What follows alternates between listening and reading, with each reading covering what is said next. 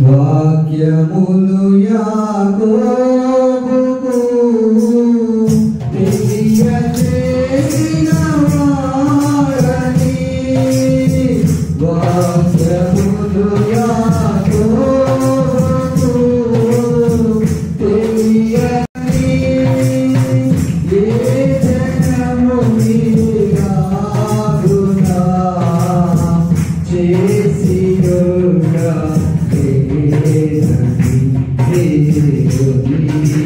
స్తోత్రము గానము చేయుటయే మంచిది, మనమంతరము స్తుతి గానము చేయుటయే మంచిది.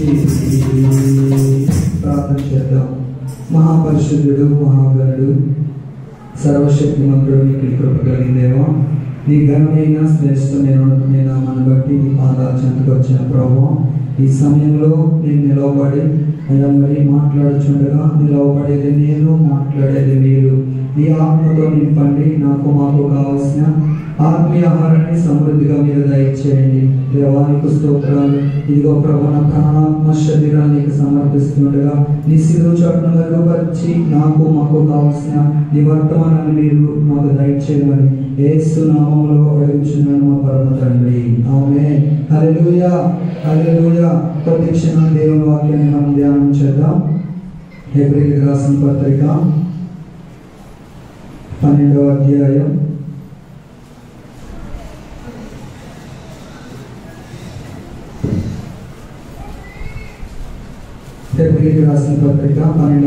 1వ వచనం.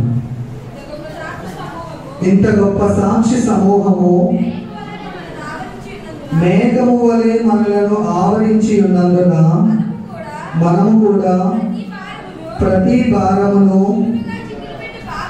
సులువుగా చిక్కులు పెట్టు పాపమును విడిచిపెట్టి విశ్వాసమునకు కర్తయు దానిని కొనసాగించువాడునైనా యేసు వైపు చూచుచు మన ఎదుట ఉంచబడిన పందెములో ఓపికతో పరిగెత్తుదుము. హల్లెలూయా, హల్లెలూయా. అపోస్తలుడైన పౌలు గారు ఈ పత్రిక రాస్తూ హెబ్రీయులకు రాసిన పత్రిక 12వ అధ్యాయం 1వ వచనంలో చెప్తున్నాడు కదా, ఇంత గొప్ప సాక్షి సమూహము మేఘము వలె మనలను ఆవరించి ఉన్నందున.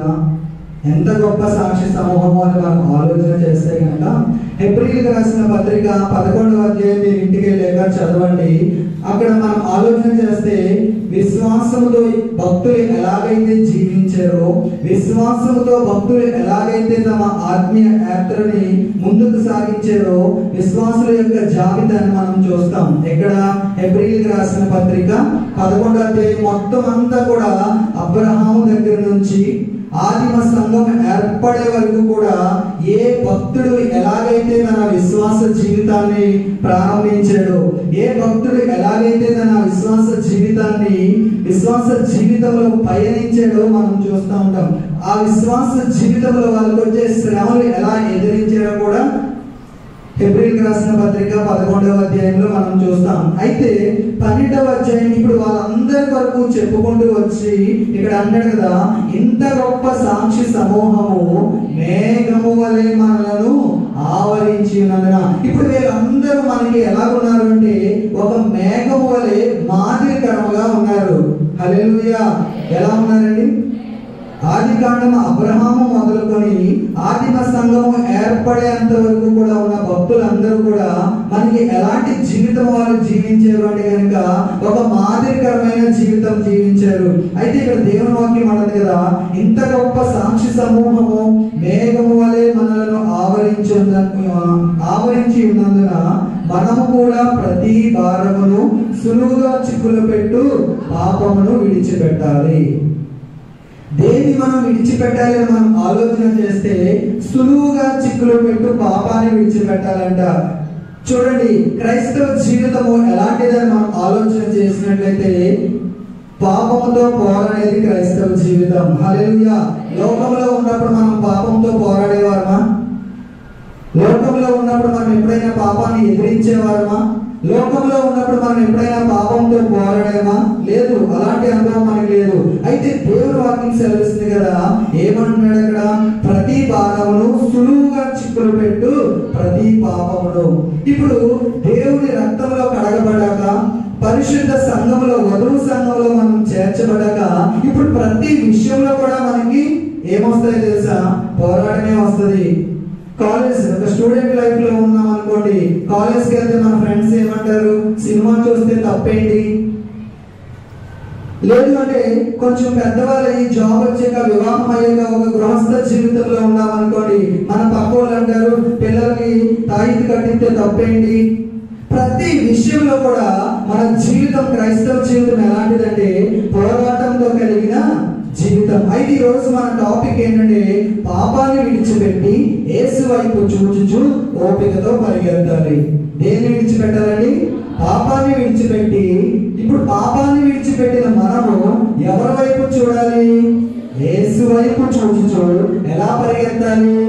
ఓపికతో పరిగెత్తాలి. హల్లెలూయా, హల్లెలూయా. అయితే మనం ఆలోచన చేస్తే కనుక ఎవరిని మాదిరిగా మనం చేసుకోవాలి అంటే, మన ముందున్న భక్తులందరి జీవితాన్ని మనం అధ్యయనం చేసుకుంటూ, మన ముందున్న భక్తుల జీవితాల వైపు మనం చూస్తూ, వాళ్ళ విశ్వాస జీవితంలో ఎలాగైతే వాళ్ళు పోరాడారో, వారి విశ్వాస జీవితంలో, వాళ్ళ భక్తి జీవితంలో ఎలాగైతే శ్రమని ఎదుర్కొన్నారో, వాళ్ళని మనం మాదిరిగా చూసి మన ముందున్న మధ్య ప్రాంతంలో ఓపికతో పరిగెత్తాలి. దేవుని వాక్యం అంటది కనుక మనం ఆలోచన చేస్తే కనుక ఏంటి ఈ సులువుగా చిక్కులు పెట్టే పాపం? ఎలా ఉంటదంటే పాపము సులువుగా, చాలా సునాయాసంగా కదా. చిన్న చిన్న విషయాల్లో సాతాను ఏం చేస్తాడంటే మన మీదకి వాడు బాణాలు విసురుతానే ఉంటాడు. అవునా కదా? చిన్న అబద్ధం ఆడితే తప్పేంటి? చిన్న సీరియల్ చూస్తే తప్పేంటి? చూస్తున్నారు ఇంటి దగ్గర కదా, పాస్టర్ గారు చూడరు కదా, పాస్టర్ గారు చూడరు కదా.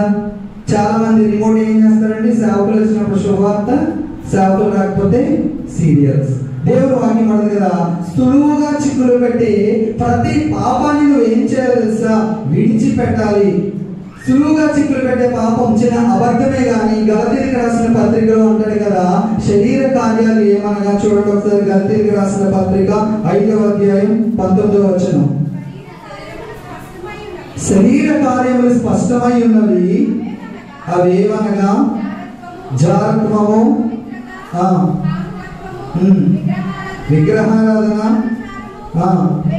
ద్వేషములు, కలహము, మత్సరములు, కక్షలు, భేదములు, విమతములు, అసూయలు, మత్తతలు, అల్లరితో కూడిన ఆటపాట. చూడండి, ఇక్కడ ఒక లిస్ట్ ఇచ్చేసాడు. ఇవన్నీ కూడా మనల్ని ఏ రీతిగా చేస్తాయంటే సులువుగా చిక్కులు పెట్టే పాపంలోకి మనల్ని పడవేస్తూ ఉంటాయి. దేవుని వాక్యం అన్నది కదా, ఈ సులువుగా చిక్కులు పెట్టే పాపాన్ని నువ్వు ఏం చేయాలంటే విడిచిపెట్టాలి.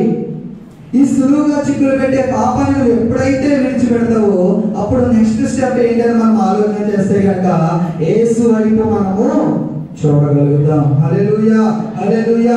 ఇంకా సులువుగా చిక్కులు పెట్టే పాపం ఏంటో తెలుసా? అవిశ్వాసం. దేవుని వాక్యాన్ని మనం వింటానే ఉంటాం, ఎంతో మంది భక్తుల జీవిత చరిత్రలో మనం చదువుతూనే ఉంటాం. కానీ మనలో కొన్నిసార్లు మనకున్న పరిస్థితులను బట్టి ఏమొస్తుంది? అవిశ్వాసం వస్తూనే ఉంటది కదా. మన జీవితంలో ఎప్పుడు కూడా అవిశ్వాసం అనేది రానివ్వకూడదు. క్రైస్తవ జీవితం ఎలాంటిదంటే విశ్వాసంతో కలిగిన జీవితం. అందుకే హెబ్రీయులకు రాసిన పత్రిక 11:1 ఏమంటాడు? విశ్వాసం అన్నది నిరీక్షింపబడి వాటి యొక్క నిజ స్వరూపము. ఈ మాట చాలా బాగుంటది. అదృశ్యమైనవి ఉన్నవి అంటకు రుజువై ఉందట. అబ్రహాముకి పిల్లలు లేరు. అయితే పిల్లలు లేనప్పుడు అబ్రహాము దేవుని మాట మీద నమ్మకం ఉంచాడు. దేవుడు ఏం చెప్పాడు? ఆకాశ నక్షత్రాలను చూడు, ఇసుక రేణువులను చూడు, అవి ఎలాగైతే లెక్కకు మించి ఉన్నాయో నీ సంతానాన్ని కూడా నేను ఆ రీతిగా చేస్తానన్నాడు. చెప్పి ఎన్ని సంవత్సరాలు అయిపోయింది, కానీ అబ్రహాంలో ఎక్కడ కూడా అవిశ్వాసం అనేది రానివ్వలేదు. కొన్నిసార్లు అవిశ్వాసం వచ్చినప్పటికీ కూడా విశ్వాసంతో ఎవరి వైపు చూశాడంటే దేవుడి వైపు మాత్రమే చూశాడు. ఎప్పుడైతే దేవుడి వైపు చూశాడో దేవుడు ఏం చేశాడు? ఆయన వాగ్దానం చేసిన దేవుడు నమ్మదగిన దేవుడు కాబట్టి ఆయన వాగ్దానాన్ని నెరవేర్చాడు. అయితే అక్కడ అన్నాడు కదా, అదృశ్యమైనవి ఉన్నవి అనుటకు రుజువు అంట మన విశ్వాసం. అదృశ్యం అంటే కనిపించదు. కొన్నిసార్లు మనకి ఇలా జరుగుతుంది, చాలా సార్లు మనం సాక్ష్యం చెప్తాం కదా, నా జీవితంలో ఇలా జరుగుతుందని ఎప్పుడు నేను అనుకోలేదండి, అనుకోని విధంగా దేవుడు ఆశ్చర్యకార్యం చేశాడని మనం చాలా సార్లు సాక్ష్యం చెప్తాం. అయితే దేవుడు వాక్యంలో ఉంది కదా, అదృశ్యమైనవి ఉన్నవి అంటకు విశ్వాసం రుజువైనదంట. హల్లెలూయా, హల్లెలూయా. మనం ఆలోచన చేస్తే గనక సులువుగా చిక్కులు పెట్టే పాపం ఏంటంటే అవిశ్వాసం.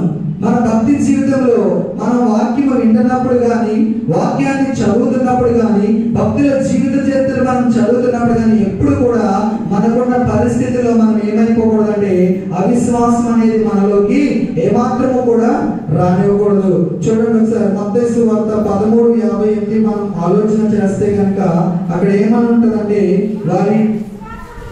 వారి అవిశ్వాసమును బట్టి ఆయన అక్కడ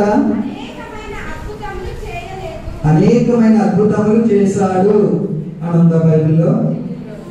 చదవండి ఒకసారి, అనేకమైన అద్భుతములు చేయలేదు.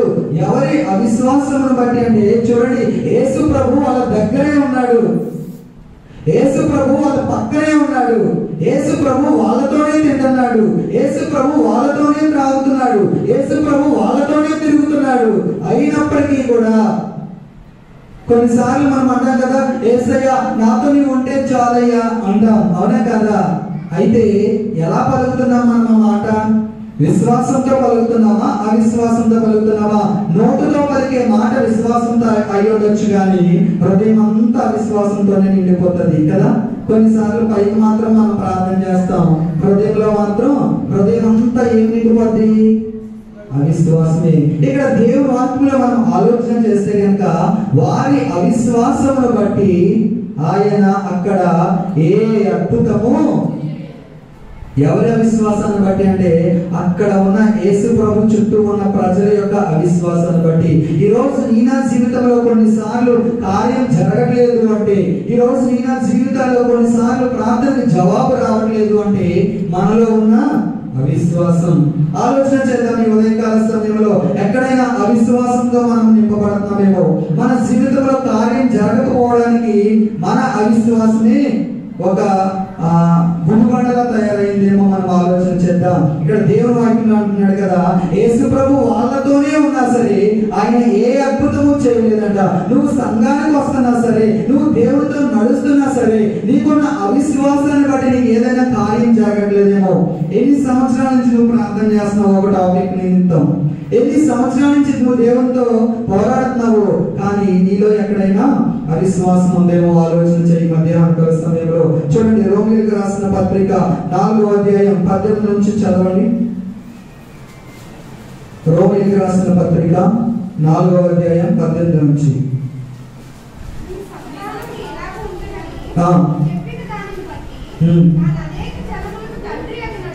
నీ సంతానము ఇలాగ ఉండునని చెప్పిన దానిని బట్టి తాను అనేక జనములకు తండ్రి అగునట్లు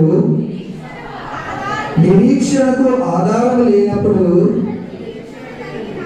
అతడు నిరీక్షణ కలిగి నమ్మెను, మరియు అతడు విశ్వాసమందు బలహీనుడు కాక ప్రమాదమై 100 ఏండ్ల వయసు గలవాడై ఉండి అప్పటికి తన శరీరము మృతతుల్యమైనట్టును శారా గర్భము మృతతుల్యమైనట్టును ఆలోచించను గాని అవిశ్వాసము వలన దేవుని వాగ్దానముల గురించి సందేహింపక దేవుని మహిమపరిచి ఆయన వాగ్దానం చేసిన దానిని నెరవేర్చుటకు సమర్థుడని రూఢిగా విశ్వసించి విశ్వాసము వలన దేని వలన బలం పొందాడంట?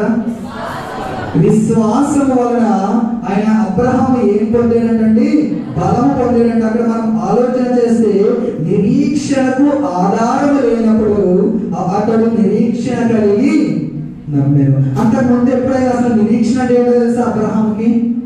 ఇప్పుడు దేవుడి గ్రంథం మన దగ్గర ఉన్నా, మన సంఘంలో అనేక మంది జీవితాల్లో దేవుడు ఎన్ని కార్యాలు చేసినా మనం ఇంకా మనలో విశ్వాసం అనేది సరిగ్గా ఉండనే ఉండదు. అయితే దేవుడి వాక్యం ఏం చెప్తుందో తెలుసా? అబ్రహాం కన్నా అసలు నిరీక్షణకి ఆధారం, అసలు నిరీక్షణ అంటే ఏంటో తెలియదు అబ్రహాంకి. నిరీక్షణకు ఆధారం లేకపోవడం అంటే, అంతకుముందు అబ్రహాము ముందు దేవుడు ఎవరి జీవితంలో ఇలాంటి కార్యం చేయడం అబ్రహాం చూసాడా? నో, చూడలేదు. అలాంటిది నిరీక్షణకి ఆధారం లేనప్పుడంట దేవుడు అబ్రహాము దేవుడిని నమ్మాడంట. హల్లెలూయా. నిద్రపోయే వాళ్ళందరూ దేవుని స్తోత్రం చెప్తాం. హల్లెలూయా. ఉన్నారు కొంతమంది, నిద్రపోతున్నారా? సరే చూడండి, దేవుడు వాక్యం అన్నది కదా, నిరీక్షణకు ఆధారం లేనప్పుడు అతడు నిరీక్షణ కలిగినను అతడు విశ్వాసమునందు బలహీనుడు కాక. అబ్రహాముకి రమారమి 100 సంవత్సరాలు వచ్చినప్పుడంట విశ్వాసంలో ఏమైపోలేదు. మనం ప్రార్థన చేస్తాం సంవత్సరం, 2 సంవత్సరాలు, 3 సంవత్సరాలు, 4 సంవత్సరాలు, ఇంకా నాకు జీవితంలో దేవుడు ఏ కార్యం చేయడండి కదా. విశ్వాసంలో ఏమైపోతాం? సన్నగిలిపోతా ఉంటాం. 10 సంవత్సరాలు మనం దేవుని సన్నిధిలో పోరాడి, ఇంకా నా ప్రార్థన దేవుడు ఆలకించడండి, ఇంకా నాకు దేవుడు జవాబు ఇవ్వడండి అని మనము నీరసిల్లిపోతా ఉంటాం. దేవుడు వాక్యంలో ఇక్కడ ఉంది కదా, రమారమి 100 సంవత్సరాలు వచ్చినా కూడా అబ్రహాం ఏమవలేదో తెలుసా? విశ్వాసంలో బలహీనుడు అయిపోలేదంట. మరి నీ నా విశ్వాసాలు ఎలా ఉన్నాయి ఈ మధ్యాహ్న కాల సమయంలో? దేవుడు వాక్యం అన్నది కదా, విశ్వాసంలో బలహీనుడు అవగా ఏమయ్యాడంట? ఆయన బలము పొందెను. ఆయన వాగ్దానం చేసిన దానిని నెరవేర్చడము సమర్థుడని రూఢిగా విశ్వసించి విశ్వాసమందు బలము పొందెను. హల్లెలూయా, హల్లెలూయా. కొన్నిసార్లు అనుకుంటాం దేవుడు చాలా పక్షపాతండి, వాళ్ళ జీవితాల్లోనే కార్యాలు చేస్తాడండి, దేవుడు నా జీవితంలో ఎప్పుడు కార్యాలు చేయడండి, లేదా దేవుడు నా జీవితంలో ప్రతిదీ ఆలస్యమే చేస్తాడండి అని మనం కొన్నిసార్లు దేవుని మీద సనుగుతా ఉంటాం. అయితే ఇక్కడ మనం ఆలోచన చేస్తే కనుక ఆయన వాగ్దానం చేసిన దానిని నెరవేర్చుటకు సమర్థుడని రూఢిగా విశ్వసించి విశ్వాసమందు బలం పొందెను. 30% వాగ్దానాలు తీసుకుంటాం కదా, ఎంతమంది తీసుకున్నారు? అందరూ తీసుకున్నారు. మరి అవన్నీ ఏమైపోయినాయి అంటే బైబిల్లోనో ఇంటి దగ్గర షెల్ఫ్లోనో ఎక్కడో చోట ఉంటాయి. దాన్ని ఎత్తుపెట్టి ఎప్పుడైనా మనం ప్రార్థన చేసామా? మార్చి నెల వచ్చింది, ఎన్నిసార్లు మీరు ప్రార్థన చేశారో దేవుడు ఇచ్చిన వాగ్దానం పట్టుకుని? మనం ఆలోచన చేస్తే కనుక అబ్రహాము దేని మీద నమ్మకించాడు తెలుసా? దేవుని వాగ్దానం మీద నమ్మకించాడు. మన జీవితంలో కూడా మనము దేని మీద నమ్మకించాలంటే దేవుని వాగ్దానం మీద మనము నమ్మకించాలి. అయితే ఇప్పుడు మనం ఆలోచన చేస్తే మనం ఏం చేయాలి? అవిశ్వాసము అనే పాపాన్ని మనము విడిచిపెట్టాలి. హల్లెలూయా, హల్లెలూయా. మూడవదిగా మనం ఆలోచన చేస్తే ఎవరి వైపు చూడాలి? సులువుగా చిక్కులు పెట్టే పాపాన్ని విడిచిపెట్టి, అవిశ్వాసం అనే పాపాన్ని విడిచిపెట్టి మనము ఎవరి వైపు చూడాలి అంటే కనుక యేసు వైపు మనము చూడాలి. హల్లెలూయా. అధికారుల వైపు మనం చూడకూడదు, బంధువుల వైపు మనం చూడకూడదు, మన స్నేహితుల వైపు మనం చూడకూడదు. ఎవరి వైపు చూడాలి అంటే కనుక దేవుని వైపు మాత్రమే మనం చూడాలి. ఇక్కడ పౌలు గారు అంటారు కదా, యేసు వైపు చూడాలి. నా ఉద్యోగ విషయంలో కూడా 2 సంవత్సరాలు నేను తిరిగాను ఆఫీసు చుట్టూ, తాడేపల్లి, విజయవాడ దగ్గర తాడేపల్లి తిరిగాను, అలాగే ఏలూరు పంచాయతీరాజ్ కమిషనర్ ఆఫీస్కి తిరిగాను, డిపిఓ ఆఫీస్కి తిరిగాను, ఎన్నిసార్లు తిరిగాను. ఇంకా నా వల్ల కాక, ఇంకా నాకు ఆలస్యం అవుతుందని చెప్పి ఒకటే విశ్వాసం, దేవుడు ఎప్పుడు ఇస్తే అప్పుడు ఇస్తాడంటే. మనం చేయవలసింది ఏంటంటే ప్రార్థన మాత్రమే మనము చెయ్యాలి అని చెప్పి దేవుని సన్నిధిలో ఉపవాసం ఉండి, మా చర్చిలో బలిపీఠం దగ్గరికి వెళ్ళి బలిపీఠం దగ్గర మోకరించి, ప్రభువా నీ పాదము తప్ప నాకు వేరే శరణము లేదు, నువ్వు మాత్రమే చేయగల దేవుడు అని దేవుని సన్నిధిలో కన్నీరు కార్చడం మొదలు పెట్టాను. చూడండి, మంచి corona time, May June July అలాంటి టైం అండి. మంచి కరోనా టైము, బస్సులు తిరగట్లేదు, అసలు బయటికి వెళ్తే కొడుతున్నారు జనాన్ని. అలాంటి టైంలో కలెక్టర్ ఆఫీస్ నుంచి ఫోన్ వచ్చింది, దేవుడు ఈ రోజే మీకు అపాయింట్మెంట్ ఆర్డర్ ఇస్తున్నారు, వచ్చి తీసుకోండి. హల్లెలూయా, హల్లెలూయా. ఎవరి మీద మనం విశ్వాసం ఉంచాలో తెలుసా? దేవుని మీద మాత్రమే మనం విశ్వాసం ఉంచాలి. ఎప్పుడైతే దేవుని మీద ఆధారపడతామో, దేవుని వాగ్దానం పడింది, దేవుని సన్నిధిలో మనం ప్రార్థన చేస్తామో, మన విశ్వాసానికి తగిన కార్యాన్ని దేవుడు చేస్తాడు. హల్లెలూయా, హల్లెలూయా. చూడండి, ఇప్పుడు మనం ఎవరి యొద్దకు మనం పరిగెత్తాలి అంటే కనుక, ఎవరి వైపుకు మనం చూడాలి అంటే కనుక యేసు వైపుకు మనము చూసేవారుగా ఉండాలి. ఫిలిప్పీయులకు రాసిన పత్రిక 3వ అధ్యాయం 13, 14 వచనాలు చూస్తే చూడండి ఒకసారి. ఫిలిప్పీయులకు రాసిన పత్రిక 3, 13, 14. సహోదరులారా,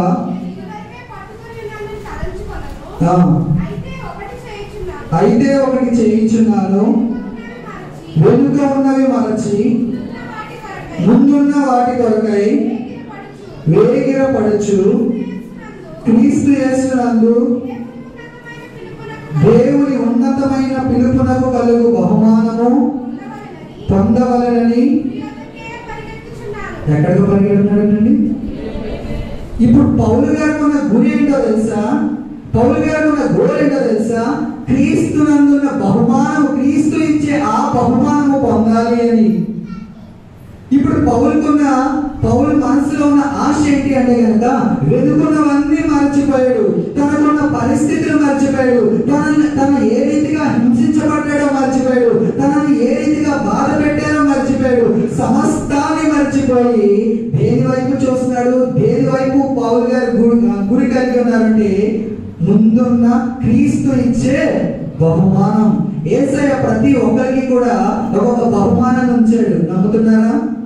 దేవుడి వాక్యం అన్నది కదా. ఇప్పుడు పౌలుకున్న గురి ఏంటి అని మనం ఆలోచన చేస్తే కనుక, యేసు ఇచ్చే బహుమానమే ఆయన గురై ఉంది. హల్లెలూయా, హల్లెలూయా. ఇప్పుడు ఆ బహుమానం పొందాలి అని చెప్పి యేసు వైపు పరిగెడుతున్నాడంట పౌలు. హల్లెలూయా. దేవుడి వాక్యం అన్నది కదా, ఎక్కడికైనా పరిగెడుతున్నాడంటే గురి. పౌలుకున్న గురి ఏంటి అంటే కనుక, యేసయ్య ఇచ్చే బహుమానము పొందాలి. ఎంతమందికి ఉంది మధ్యాహ్న కాల సమయంలో? ఎంతమందికి ఉంది దేవుడు ఇచ్చే కిరీటాన్ని నేను పొందుకోవాలి, దేవుడి దగ్గర బహుమానాన్ని నేను పొందాలి అని మనం ఆలోచన చేస్తే చూడండి, ఇంకో మాట అన్నాడు కదా. 2వ తిమోతికి రాసిన పత్రిక 4వ అధ్యాయం 7వ వచనంలో ఏమంటున్నాడో చూడండి ఒకసారి. మంచి పోరాటము పోరాడితిని. ఏమంటున్నాడండి? ఆయన పరుగు కడముట్టించాలి. మన జీవితంలో ప్రభువుని ఎరిగాక, ప్రభువుని తెలుసుకున్నాక మన జీవితంలో ఎన్నో పోరాటాలు వస్తాయి. అవునా కదా? ప్రతిదీ క్రైస్తవ జీవితం అనేది ఒక పోరాటం. చాలా మంది టీవీలో సేవకులు చెప్తారు, యేసు ప్రభువుని నమ్ముకోండి మీకు రోగాలు పోతాయి, యేసు ప్రభువుని నమ్ముకోండి మీకు అప్పులు తీరిపోతాయి, యేసు ప్రభువుని నమ్ముకోండి మీరు బిల్డింగ్లు కడతారు, యేసు ప్రభువుని నమ్ముకోండి మీకు ఉద్యోగాలు వస్తాయి, యేసు ప్రభువుని నమ్ముకోండి మీ పిల్లలకి పెళ్లిళ్ళు అవుతాయి. ఇవన్నీ సెకండరీ. కానీ యేసు ప్రభువుని నమ్ముకుంటే వచ్చేది ఏంటో తెలుసా?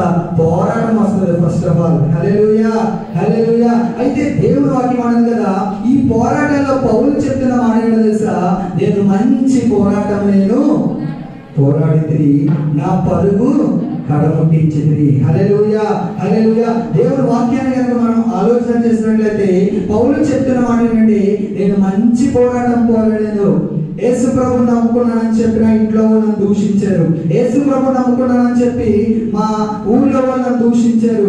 ఒక గుడి దగ్గర ఒక 200 మంది పోగొడిపోయి, యేసు ప్రభు కావాలా, మేం కావాలా, యేసు ప్రభు కావాలా, కులం కావాలా, యేసు ప్రభు కావాలా, మాతో స్నేహం కావాలా, నువ్వు కనుక యేసు ప్రభువుని నమ్ముకుంటే మేము నిన్ను విడిచిపెడతాం, నువ్వు కనుక వెళ్ళి సువార్త చెప్తే మేము నీతో మాట్లాడడం, ఫేస్బుక్ లో నిన్ను రిజెక్ట్ చేస్తామన్నారు. నేను ఒకటే చెప్పాను, మీరు కాదు బాబు నన్ను రిజెక్ట్ చేసేది, నేనే మిమ్మల్ని రిజెక్ట్ చేస్తానని చెప్పి ఇంటికి వచ్చి నా ఫేస్బుక్ లో ఉన్న ఆ ఫ్రెండ్స్ అందరినీ రిజెక్ట్ చేశారు. దేవుని వాక్యం అన్నది కదా, క్రైస్తవ జీవితం అనేది ఒక పోరాటం, క్రైస్తవ జీవితం అనేది ఒక సవాల్తో కూడిన జీవితం. మరి అలాంటి జీవితంలో మన విశ్వాసం ఎలా ఉంది? దేవుని వాక్యం మనం ఆలోచన చేస్తే కనుక, దేవుని నమ్ముకున్నందుకు శ్రమలు వస్తాయి, దేవుని యొక్క విశ్వాసం ఉంచినందుకు ప్రతి క్షణము మనం తృణీకరించబడతాం, దేవుని నమ్ముకున్నందుకు ప్రతి క్షణము మనము హింసించబడతాం, దేవుని యొక్క విశ్వాసం ఉంచినందుకు ప్రతి క్షణము కూడా మనము దూషించబడతాం. అయితే నా విశ్వాసం ఏంటో తెలుసా? నేను ఎప్పుడు ఒకే మాట నమ్మేవాడిని. దేవుని వాక్యంలో మత్తయి సువార్త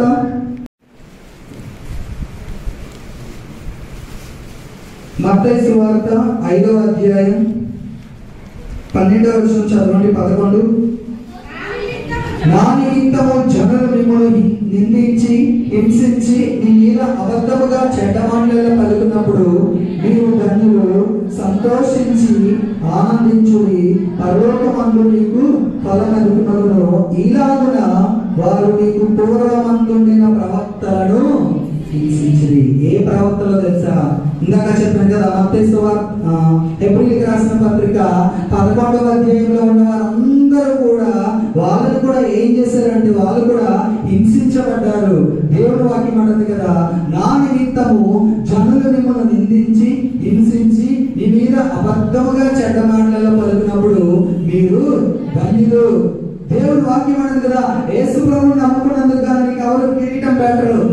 యేసు ప్రభువుని నమ్ముకున్నందుకు భలే నమ్ముకున్నావు అని చెప్పి నేను ఎవరు నీ భుజం మీద తట్టరు.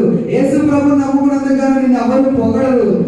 అయితే యేసు ప్రభువుని నమ్ముకున్నందుకు గాను మనకు వచ్చే శ్రమలు చాలా ఘోరంగా ఉంటాయి, చాలా భయంకరంగా ఉంటాయి. కొన్నిసార్లు మన ఇంట్లో వాళ్ళే మనం తృణీకరిస్తారు. నా జీవితంలో కొన్నిసార్లు మా పేరెంట్స్ తో దెబ్బతిన్న సందర్భాలు నాకు తెలుసు. కొన్నిసార్లు ప్రార్థనకి వెళ్తే ఏం చేసేవారంటే తలుపు తీసేవారు కాదు. ఒకసారి అయితే మంచి శీతాకాలం జపన్య శాస్త్రి గారు మా ఊరు పక్కన ఒక మీటింగ్ పెట్టారు. అయితే నాకు ఇష్టమైన సేవకులు ఆయన సరే కదా అని చెప్పి నేను మా పాస్టర్ గారు జపన్య శాస్త్రి గారు మీటింగ్ వెళ్ళి ఇంటికి వచ్చేసరికి లేట్ అయింది, 12 ఏమో అయిపోయింది. వచ్చేసరికి తలుపు వేసారు, గడేసారు. ఎదర మెయిన్ గుమ్మం దగ్గర కొంచెం ప్లేస్ ఉంటుంది. ఆ ప్లేస్ లోనే చలిలో దోమలు కొట్టుకుంటూ అసలు ఒకవైపు విపరీతంగా చలి వస్తుంది, ఏడుపు వస్తుంది. అక్కడ కాసేపు పడుకున్నారు, మళ్ళా పైన బిల్డింగ్ పైకి కాసేపు పడుకున్నారు. అయితే ఒకవైపు బాధ కలిగినా సరే ఇంకొక వైపు నా హృదయంలో ఆనందం ఏంటో తెలుసా? నా నిమిత్తము జనులు మిమ్మల్ని నిందించి హింసించి అబద్ధముగా మీ మీద చెడ్డ మాటలు పలుకున్నప్పుడు మీరు ధన్యులు, సంతోషించి గంతులు వేయండి. తర్వాత ఏమంటాడంటే అక్కడ ఎక్కడ నాకు ఫలం అవుతుంది? పరలోకంలో. ఎక్కడ నాకు దేవుడు బహుమానాన్ని ఉంచుతాడంటే పరలోకంలో. దేవుడు వాక్యం అన్నది కదా, మీరు హింసించబడతారు. యేసు వైపు మీరు చూస్తున్నప్పుడు మీ జీవితంలో హింసలు కలుగుతాయి. యేసు వైపు మీరు చూస్తున్నప్పుడు మీ జీవితంలో శ్రమలు వస్తాయి. అయినప్పటికీ కూడా మీరు ఆయన వైపు మాత్రమే చూస్తూ ఆత్మీయాత్రలో ముందుకి సాగిపోవాలి. చాలా నా జీవితంలో నేను ఫేస్ చేశాను దేవుని నమ్ముకున్నందుకు. బంధువుల మధ్యలో, లేదంటే ఫ్రెండ్స్ మధ్యలో, ఇంట్లో ఎన్నో భయంకరమైన పరిస్థితులు అయినప్పటికీ కూడా నా విశ్వాస జీవితాన్ని నేను ఎక్కడా కూడా ఆపలేదు. ఇంట్లోంచి బయటికి వెళ్ళిపోయే పరిస్థితి వచ్చినా సరే వెళ్ళిపోవడానికి కూడా రెడీ అయిపోయింది, కానీ యేసయ్యను మాత్రం నేను విడిచిపెట్టలేదు. మన జీవితం మనము కూడా ఎలా ఉండాలంటే మన భక్తిలో కూడా ఎలాంటి శ్రమలు వచ్చినా, మన బంధువులు మనల్ని పట్టించుకున్నా పట్టించుకోకపోయినా, మన ఇంట్లో వాళ్ళు మనల్ని లెక్క చేసినా లెక్క చేయకపోయినా, మన విశ్వాసము మన గురి ఏంటంటే నేను బాప్తిసం తీసుకున్నప్పుడు ఒకటే నిర్ణయించుకున్నాను, బ్రతికితే క్రీస్తు కొరకు, చనిపోయినా ఆయన సన్నిధిలో ఉంటాను. ఇదే నిర్ణయం మీద నేను ఇంట్లో చెప్పకుండా బాప్తిసం తీసుకున్నాను.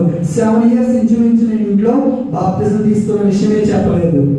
అయితే ఎన్నో శ్రమలు వచ్చినప్పటికీ కూడా కేవలం దేవుని మీద ఆధారపడి, కేవలం యేసు ప్రభు దేవుని వాక్యానికి లోబడి బ్రతకడం జరిగింది. మన జీవితంలో కూడా పౌలు అంటాడు కదా, యేసు వైపు చూచుచు నా ముందున్న పందెపు రంగంలో ఎలా పరిగెత్తాలండి?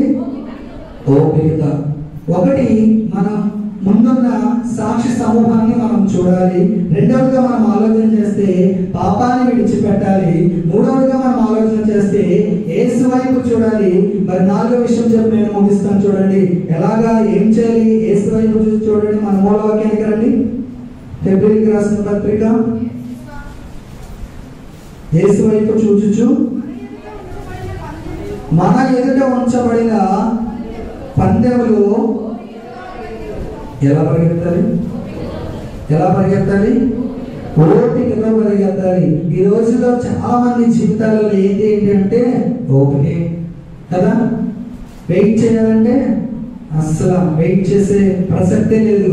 అన్నీ కూడా ఇన్స్టెంట్ లో అయిపోవాలి. ఇన్స్టెంట్ మిరాకిల్స్, ఇన్స్టెంట్ మ్యాగీ కదా, మన మ్యాగీ లేదా ఇన్స్టెంట్ కాఫీ, ఇవన్నీ అలవాటు అయిపోయి భక్తిలో కూడా మనం ఏమైపోతామంటే ఇన్స్టెంట్ లో జరిగిపోవాలి. మన జీవితంలో యేసయ్య నాకు ఇది కావాలి కానీ దేవుడు ఇచ్చేయాలంటే మనకి ఇది అలవాటైపోయింది. అయితే దేవుని వాక్యం అన్నది కదా, యేసు వైపు చూచుచు ఎలా పరిగెత్తాలి?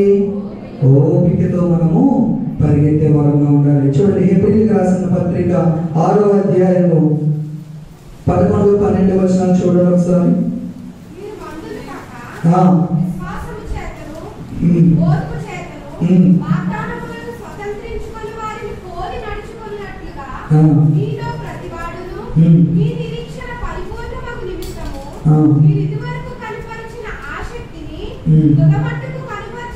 పొడమట్టుకు కనపరచవలనని అపేక్షించున్నాను. ఏమంటాడండి? విశ్వాసము చేతను ఓర్పు చేతను వాగ్దానములను స్వతంత్రించుకున్న వారిని పోలి నడుచుకున్నట్లుగా మీలో ప్రతివాడును మీ నిరీక్షణ పరిపూర్ణమగు నిమిత్తము. ఇక్కడ దేవుని వాక్యాన్ని మనం ఆలోచన చేస్తే కనుక ఏమన్నాడంటే చూడండి, హెబ్రీయులకు రాసిన పత్రిక 6:11లో విశ్వాసము చేతను ఓర్పు చేతను ఒక వ్యక్తి వాగ్దానాన్ని స్వతంత్రించుకున్నాడంటే కనుక ఏ రీతిగా స్వతంత్రించుకోగలడు అంటే, ఒకటి విశ్వాసం ఉండాలి, రెండవదిగా ఓర్పు ఉండాలి. ఇందాక చెప్పాను కదా, అబ్రహాము జీవితాన్ని మనం ఆలోచన చేస్తే అబ్రహాము జీవితంలో ఈ రెండు విషయాలు ఉన్నాయి. ఒకటి విశ్వాసం ఉంది, రెండవదిగా ఎన్ని సంవత్సరాలు ఓర్చుకున్నాడు అబ్రహాము? రమారమి ఇంచుమించు 100 సంవత్సరాలు ఓర్చుకున్నాడంట. 1 సంవత్సరం ఓర్చుకోవడానికి మనం ఎంత నలిగిపోతామో, 1-2 సంవత్సరాలు వెయిట్ చేయడానికి మనం ఎంత కృంగిపోతామో. దేవుని వాక్యం అంటుంది కదా, అబ్రహాము రమారమి 100 సంవత్సరాలు ఓర్చుకొని ఒక మంచి బహుమానాన్ని పొందుకున్నాడు. మన జీవితంలో కూడా ఎప్పుడైతే ఓర్పుతో మనం ఉంటామో, ఆయన వాగ్దానం చేసిన దేవుడు ఎలాంటి దేవుడు అంటే నమ్మదగిన దేవుడు. ఆయన ఏ మాట అయితే నీకు చెప్పాడో, ఏ వాగ్దానం అయితే నీకు చేశాడో ఆయన, దేవుని వాక్యం అంటుంది కదా, కానీ నీలో ఉండవలసిన ఏంటంటే విశ్వాసము, ఓర్పు. ఇదే ఉండదు మన జీవితం. క్రైస్తవ జీవితం ఎలాంటిదంటే నేతి బీరకాయ లాంటిది అన్నమాట కొన్నిసార్లు కదా. నేతి బీరకాయ తెలుసా అందరికి? నేతి బీరకాయ నిండా దాన్ని కోస్తే ఏమొస్తుంది? చాలా నెయ్యి వస్తుంది కదా. వస్తుందండి మీ ఊళ్ళో? ద్వారపుల్లో వస్తుందేమో, మనం మాటలు అయితే రాదు. క్రైస్తవ జీవితం కూడా విశ్వాసి చర్చికి వచ్చే మనం ఏమని చెప్పుకుంటామండి? మేము విశ్వాసులం అని చెప్పుకుంటాం. మన హృదయంలో ఏముండదంటే ఆ విశ్వాసమే ఉండదు. నేతి బీరకాయలో నెయ్యి ఎలాగైతే ఉండదో, విశ్వాసిగా చెప్పుకునే మన జీవితంలో విశ్వాసం అనేది ఉండదు. అయితే అబ్రహాము జీవితంలో అలా లేదు. అబ్రహాము రమారమి 100 ఏళ్ళంట దేవుని వాగ్దానం వైపు విశ్వాసంతో ఓర్పుతో ఏం చేశాడు? యేసు వైపే చూశాడు. హల్లెలూయా, హల్లెలూయా. చూడండి, ఇంకా మనం ఆలోచన చేస్తే కనుక హెబ్రీయులకు రాసిన పత్రిక 10వ అధ్యాయం 36వ వచనం మనం చదివితే,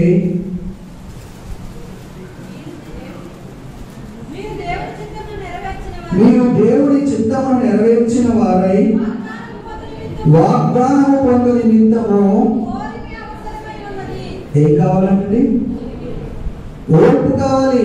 మీ జీవితంలో దేవుడి వాగ్దానం నెరవేరాలి అంటే, మీ జీవితంలో దేవుడు చెప్పిన మాట జరగాలి అంటే, ఇక్కడ దేవుడి వాక్యం ఉంది కదా, ఏమి కావాలి అంటే ఓర్పు కావాలి.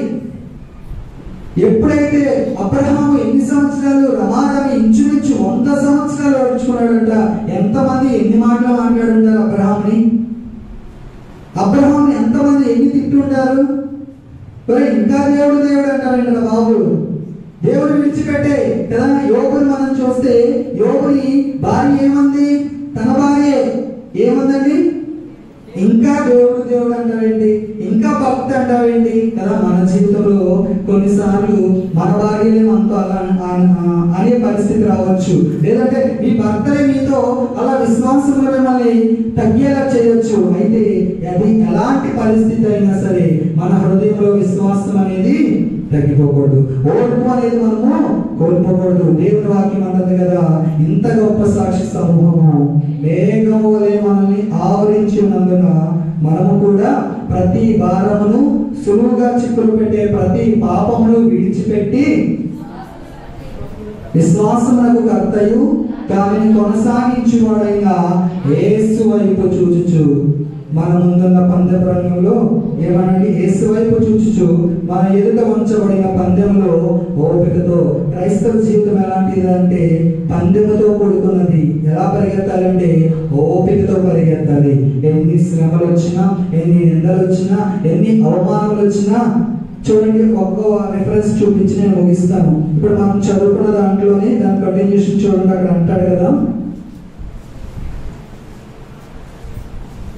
ఆయన తన ఎదుట 12:2 కంటిన్యూషన్ చదువుతున్నాను. ఆయన తన ఎదుట ఉంచబడిన ఆనందము కొరకై అవమానమును నిర్లక్ష్య పెట్టి శిలువను సహించి దేవుని సింహాసనం యొక్క కుడి పార్శ్వమున ఆసీనుడై ఉన్నాడు. ఎవరి కోసం చెప్తున్నాడు ఈ మాట? యేసు ప్రభు కోసం చెప్తున్నాడు. ఆయనంట ఏమయ్యాడంట? ఆయన తన ఎదుట ఉంచబడిన ఆనందము కొరకే. యేసు ప్రభువుకు మనం ఆలోచన చేస్తే ఆయన తన ముందున్న ఆనందం కొరకు, ఆయన తన ముందున్న సింహాసనం కొరకు, తండ్రి సింహాసనం కొరకు ఆయన ఏం చేయబడ్డాడు? అవమానమును నిర్లక్ష్య పెట్టి సిలువను సహించి దేవుడి యొక్క సింహాసనం యొక్క కుడి పార్శ్వమున ఆసీనుడై ఉన్నాడు.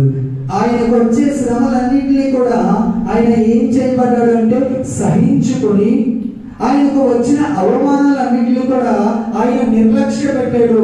మన జీవితంలో ప్రభువుని నమ్ముకున్నందుకు గాను, దేవుడి మందిరానికి వస్తున్నందుకు గాను, నీకు వచ్చే అవమానాలు కానీ, నీకు వచ్చే నిందలు కానీ, ఇవన్నీ ఏం చేయాలో తెలుసా? నిర్లక్ష్య పెట్టాలి. మనం ఏం చేస్తాం తెలుసా? ఆదివారం చర్చకు వచ్చేదాన్ని నిర్లక్ష్య పెడతా ఉంటాం, బైబిల్ చదివేదాన్ని నిర్లక్ష్య పెడతా ఉంటాం, ప్రార్థన చేసేదాన్ని నిర్లక్ష్య పెడతా ఉంటాం. కానీ యేసు ప్రభు అవి నిర్లక్ష్య పెట్టలేదు. ఏమి నిర్లక్ష్య పెట్టాడు తెలుసా? ఆయనకున్న అవమానాలన్నీ కూడా నిర్లక్ష్య పెట్టాడంట. హల్లెలూయా, హల్లెలూయా. మరి మన జీవితం ఎలాగుంది? దేన్ని నిర్లక్ష్య పెడుతున్నాం? మనం ప్రార్థన జీవితాన్ని నిర్లక్ష్య పెడుతున్నామా? మందిరానికి క్రమంగా వచ్చే విషయాన్ని మనం నిర్లక్ష్య పెడతామా? ఆలోచన చేయాలి. మధ్యాహ్నం కాల సమయంలో ప్రార్థన చేద్దాం. ఒక క్షణం విన్న వాక్యం నిమిత్తం ఒక క్షణం ప్రార్థన చేద్దాం. ప్రతి ఒక్కరు పాపాన్ని విడిచిపెట్టి యేసు వైపు చూసే వారముగా, యేసు వైపు చూస్తూ ఓపికతో పరిగెత్తే వారముగా మనం ఉండాలి. ప్రతి ఒక్కరు ప్రార్థన చేద్దాం. హల్లెలూయా, హల్లెలూయా, హల్లెలూయా. ప్రార్థన చేద్దాం. ప్రతి ఒక్కరు ఆయన సన్నిధిలో మోకరించే శక్తి కలిగిన ప్రతి ఒక్కరు కొద్ది క్షణాలు మోకరించి ప్రార్థన చేద్దాం. హల్లెలూయా, హల్లెలూయా, హల్లెలూయా, హల్లెలూయా, హల్లెలూయా, హల్లెలూయా. ప్రతి ఒక్కరు ఇంత గొప్ప సాక్షి సమూహము మేఘము వలె మన ముందు ప్రభు ఎంతో మంది భక్తులు పెట్టాడు. ప్రార్థన చేయాలి. ప్రతి ఒక్కరు నోరు తెచ్చి ప్రార్థన చేయాలి. హల్లెలూయా, హల్లెలూయా. యేసయ్యా నీకు వందనాలు, వందనాలు, వందనాలు. రాజా నీకు స్తోత్రం, రాజా నీకు స్తోత్రం. హల్లెలూయా, హల్లెలూయా, హల్లెలూయా. ప్రతి ఒక్కరు ప్రార్థన చేయాలి.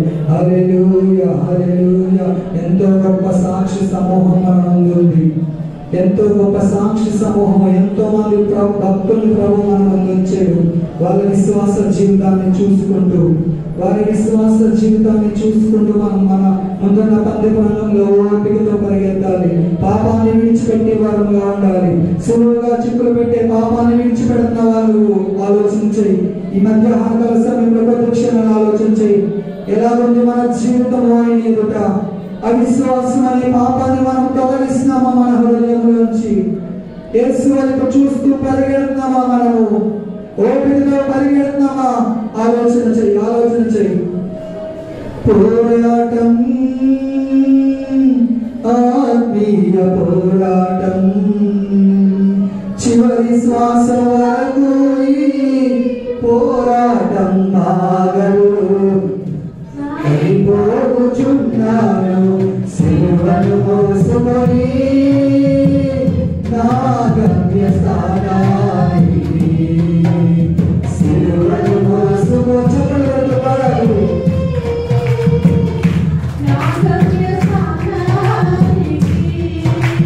పోరాటం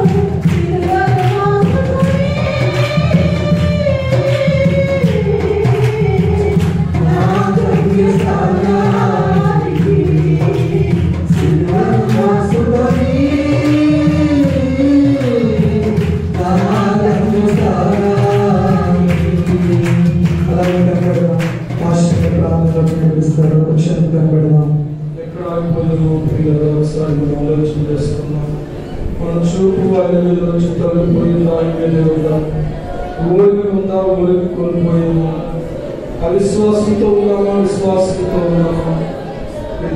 ఈ సమయాన